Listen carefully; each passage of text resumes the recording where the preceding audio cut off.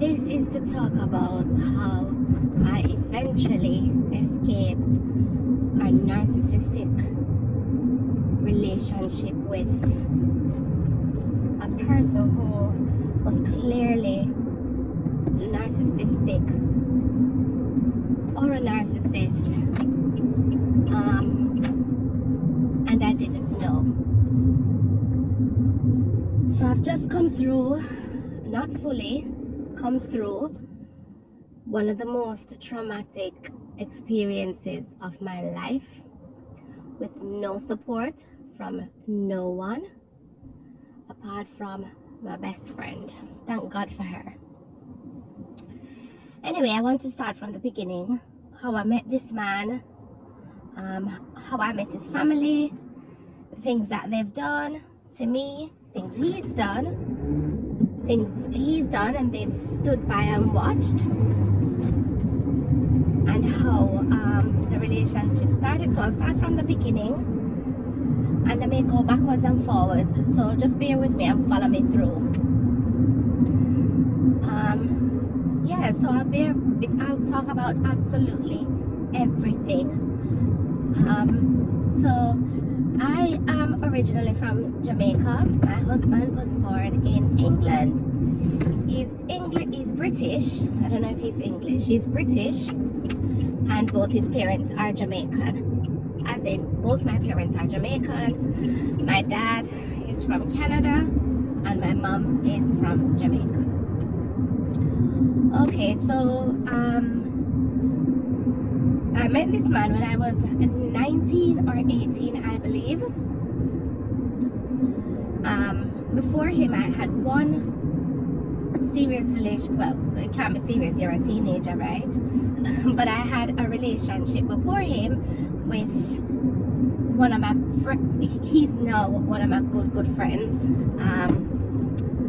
We started dating when I was 17, and we broke up when I was like almost 19. Then I had a situationship in between, and then I met my husband, and I've been with my husband since then. This is like 32 years ago. So I met my husband in the summer of, I believe, 1991 or 1992. Thereabouts. We dated for 6 years before we got married. So I'll start from the beginning when I met him. So I met this guy in the summer, and he was really cool, seemed really cool, jovial, happy, love joke, happy, laughy, jovial person. And we quickly got into a relationship. And I say quickly, like within a few weeks we were in a relationship. And that first year, when I met him,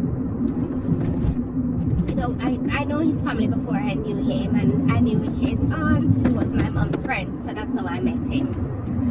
And I knew his cousins and his grandfather's sister and stuff, so I knew his family in Jamaica. So anyway, I met him, you know, we were having fun. It was in the summertime. I think I was working at the time. I was working at a travel agent in somewhere. I was working as a travel agent. So I met this guy, and you know, we're having fun and everything, blah blah blah. We're having fun, it's summertime, and you know, you meet this new guy, you're excited, you break up with your previous boyfriend who was cheating on you, and so you decide to move on. So I move on with this guy now, whatever. That same first year when I met him, there was this girl that kept coming to his family's home, which is where he was staying, and which is where I, you know, would visit him, and he would sometimes come to visit me at my house. But every time I went up to his house, there was this girl there.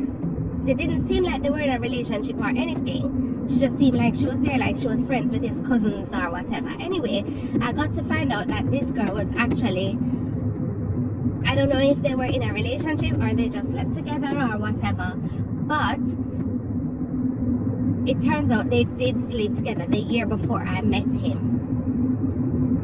but she still kept coming around. Apparently she was pregnant, she lost the baby. I didn't know all of this because no one told me. It's after years and so on that I got to find out all of this stuff. Anyway, you know, this girl was there or whatever. So we had that we had that first year. Then eventually, I think it was the December, this was the summer, and I think he came back to Jamaica in the December, and from time to time he would come back in the Easter, then maybe the summertime, and then Christmas time he would come back. I was working, doing my thing, going to college at the same time, getting on with my life, and he kept coming back. For the most part, he was okay while we were living in Jamaica. No physical fight, no hitting, no pushing, no nothing. There was red flags that I ignored. I was a teenager, I made it young, and I just never picked up on it. Plus, I'm the eldest child. I don't know nothing about relationships in that sense. My mother was single, my father lived in Canada, so I never had any kind of inclination as to what a relationship should look like. I never had an older cousin. I couldn't talk to my mom about relationships or nothing like that. So he came back again, and from time to time there were little bits of red flags and stuff, and there was nothing major that I could say, right, this is really bad. So he'd do little things like he'd shout at me, or he tried to force me to do something that he wanted me to do that I didn't want to do. I remember one particular incident when we were driving, and he was saying to me, change the gear, and I'm like, I don't want to change the gear. At this time I wasn't driving as yet, so it's like, change the gear in the car, and I'm like, I know it's okay, you do it. And he started shouting at me and got upset because I wouldn't change the gear in the car. That was one red flag. Another red flag with this man was, I remember one night I was joking with him, and he started to shout, I don't like liars, I don't like liars, I can't remember the exact words, but he was shouting at me in front of his cousins. But I didn't take it as nothing, to be honest. Bearing in mind, I did young and fool. Anyway, this carried on, the relationship carried on, and I dated him for 6 whole years before we got married. Bear in mind. So the relationship carried on. At one point, he told me he had slept with his cousin, and I thought he was joking, and he was like, no, I'm dead serious, it happened, and I just wanted to tell you before anyone else told me. I went and I spoke to my best friend about it. You know, I said, he told me that this had happened before me and him got into a relationship, and that had happened. So that was another red flag, and I still missed it. And he made it, you know, like, what he would do these awful things, and then do something really nice or be really nice to me, and then, you know, you forget about what he had just said or what he had just done. Anyway, to confirm that whether he had slept with his cousin or not, his cousin's sister actually told me as well that they had done. His cousin's uncle told me that they had slept together. The cousin, what is this lady to her? The cousin's cousin, this other lady who was a cousin, they all confessed that it was actually true that he had slept with his cousin. But because this was before my time, you know, before I started dating him, I thought, right, it's before me and I'm okay with that. But then this cousin would do little things. Like, I remember them he had started a little business in Jamaica and stuff, and I'm saying to him, don't start a business in Jamaica, let's buy a house. Remember, you know, I'm with this man for a full 6 years, so we were in a long distance serious relationship. I'm saying to him, don't buy a car, buy a house. This cousin that he slept with, one day I was there, turned around and said, why am I in family's business? I'm not family, right? That's what she turned around and said. Another time I heard that he had come to Jamaica and brought a pair of like trainers for her son, and she said it's her pension. But them times I was so stupid and young and fool that them things went over my head. But looking back in retrospect, yes, I am a Yamid. I know I was a Yamid, no longer a Yamid, but I was a Yamid then. Then I found out, it comes to this point now where this girl started calling me from England. And I'm like, okay. So this girl one day said to me, has this man ever hit you? And I said, no, he'd never hit me, because at this point, this man had never laid a finger on me. He was very mouthy and argumentative, I could say that, but he had never put his hand on me. So the girl said, you know, they had gotten an argument in his bedroom in England, and he had hit her. And I'm like, okay, I don't believe that, because he'd never put his hand on me. Anyway, this girl kept calling me, telling me all kind of bull crap about him and her. And eventually it got to the stage where we're like, you know what, call me when you're with him and we can iron out the situation, because he's telling me one thing and you're telling me something different. Like, he's not telling me anything about her. He's not telling me he's seen anyone or nothing. So anyway, one day she called me and she said, I'm at his house now. Call on the house phone and we will talk to him together. And she's like, okay, I'm gonna go back into the house now. You can call. So I called the house. His mom picked up the phone and his mother said to me, he's not there. Right? So by this time, this girl has been going to his house for a long time, bearing in mind that his mother and his father both knew about me, spoke to me on the phone. I'm coming to Jamaica, come stay with me. By this time now, we're in a serious relationship. He's staying at my house. He'd met my mom, met my father, met all of my family them. I carry him go a country, I carry him go my father family them, so everybody knew about this guy. It's not like he was a secret. Everybody knew about him, right? Because we're in a serious relationship. He's staying at my house now. Right, so the girl called, and I called the house, and the mom said he's not here. So everything bust out now. So he eventually knew, and I knew about this girl, whatever. Him carry her going graduation. He's from university. After me dead with the man, I help him through all of this stressful time and everything. He's at university, and she said, oh, he took me to his graduation with his parents, who knew I was in a serious relationship with him, and they did nothing. They said nothing, not at all. Nothing. His parents, even though they knew I existed, they knew me and the man there, they knew me and the man never left, nothing. And his parents entertained this relationship with this girl. She kept coming to his house. He kept going to her house. She come to my house, come sleep over. She had a child. And they still entertained this relationship with this girl and in family them, and nobody said nothing. Everybody knew about me. There's one person in his family, two actually, who stuck up for me. At this point, he had a male cousin who didn't entertain the foolishness with him, and his auntie, who to this day, God bless her, she's in heaven, may her soul rest in peace. She was the one who said to him, I don't like that girl, don't bring her back to my yard. You understand me?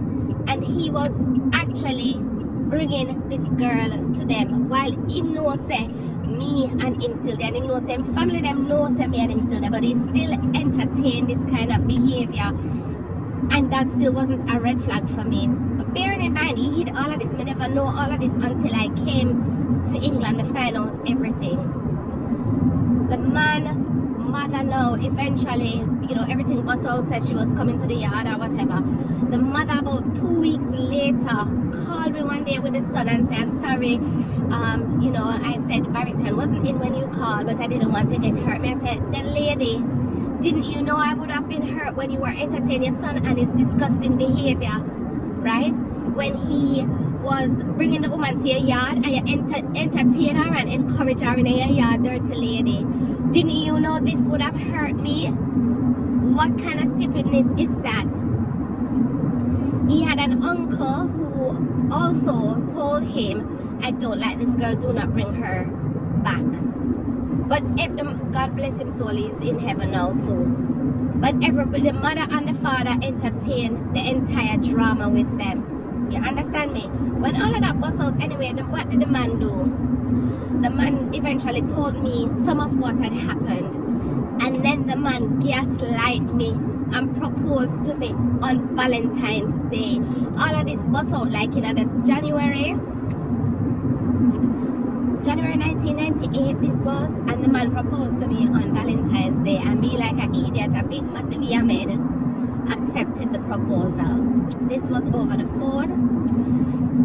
He proposed, and then we started to plan a wedding. I planned everything the Jamaica side. His mother and his father never come to the wedding, but who come? His cousin that him was sleeping with. Bearing in mind, some of the stuff that I'm talking about is what I found out after. It's not what I knew at the time. Right? So anyway, you know, when we get married now, about 2 days after, or close to a week after, this girl ring me. A different girl now, you know, somebody who lived in Jamaica rang me and said she had gone on a date with Barrington like 2 days or 3 days before we got married, and they had been kissing in the back of the car that they had gone on the date in, and one of his friends who played cricket at the time was with them, and he had been on the date too. It's like me did such a yammed, but by this time now my trap and wrap up in the foolishness, feel like me can't live without the man. I was actually pregnant at that time, you know, peer drama. Me I said, what is Father God, why is this man doing this? But I was so young and stupid anyway, I still never pick up on nothing. I wasn't desperate to get married because I never ever thought about being married. I never ever thought about moving to England. If anything, you know, going to Canada with my dad and my siblings and stuff, I've gone that way. But I never thought about coming to England. So I wasn't even thinking about getting married to come here, because I never know nobody in England, and nobody in England never know me. Right, so this girl, whatever. Anyway, the man got up on his knee, ball, confess, say, you know, come, please come, because I'm like, I'm not coming to England. How can I come to England when all of this, you're so nasty and disgusting, right? The man ball and beg and beseech and everything. I'm gonna say, you know what, okay, fair enough, whatever, I'm going. The night before I was to come, I put on one piece of cowball and did not want to leave my home because I start fretting now. This man do all kind of crap, and me I gonna leave the security of my home with my mom, where I had a safe home, provided for me, I provide for myself, I had a job, I had my own little space in my mom's house, just me, my mom and my siblings lived together. So, you know, we were happy, no, nothing go on, everything is, you know, whatever. So, other little things were happening in between me coming to England and meeting this man in Jamaica in a relationship. Like, he would have do little shady things, but you know, it's so shady and minute that you can't even pinpoint what it is, or you can't pick up on what it is. You know, he was so controlling. I couldn't talk to no. I remember one time I talked to this guy who lived in our community. He had gone abroad long term, and then him come back, and my husband had gone somewhere, come back and see me talking to this guy. And the man refused to speak to me because I was talking to this guy. When I told his dad this is what had happened, the father said to me, well, in my year, you belong to him in it, so him don't want you to talk to nobody. I was like, what the hell? You know? But anyway, by this time, I come England now, and I remember the first thing he said to me when I landed, what happened to your face? So what had happened was I'd had braids, and the braids had I had an allergic reaction to the hair that I'd used extensions, and so it rushed up my face. The doctor had given me this cream thing, I was using it on my face, and it was actually getting better by the time I landed. And he was like, what happened to your face? Instead of be like, hi, how are you, how you doing, oh God, I'm so happy you're here. None of that. Anyway, when I get home, his parents did receive me with fake open arms, because looking back now, it was all fake people, right? So I turned up, and I started going back to college. I came here in October. By the November I was working, and then, you know, trying to make my way, as a married couple, whatever. In his parents' house, this man never put a hand on me. However, Him used to tell me all kind of sitting. As soon as me and the man having a little fuss, he would tell me, F off and go back to which part you come from. Things like this the man would tell me. And me confused, me no know nobody. In England, I had no friends. We live in a this small village where beer inbred live. Excuse me, sorry, I don't mean that. We lived in this small village where I didn't know anybody, and all the black people in the village were related. This small town, sorry. So we were living in this small town, and I have no friends, nothing. I went to college. It was really difficult. I miss my home. I miss my mother. I miss my security. I felt like a sore thumb. I was standing out. All kind of things started to happen. We lived with his parents for a year, and a whole year of my life was a year of misery. This man made my life uncomfortable. Anyway, we moved out of his parents' house into our own little place. It wasn't our house, but we moved into our own little place. And let me tell you something. At this, so the drama starts.